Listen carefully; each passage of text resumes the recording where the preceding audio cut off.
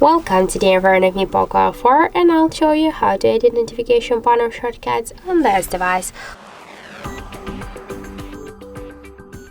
So let us first open the notification panel, and here we can see a lot of different icons. If you want to remove some icons from here or just to add some icons, we should just click here on this edit icon, and now we can see here all of the icons just visible, and we can end this down section with these invisible icons. If you want to remove some icons from here, just we should click on this minuses just by this way.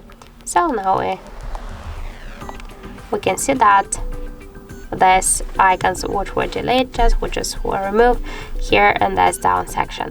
To add some icons to notification panel by the same way, just click on these pluses on the right upper corner on each of the icons by this way.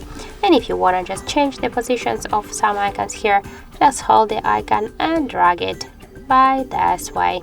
So as we can see, that's so simple to do. And just to save the changes, click here to done, and that's it.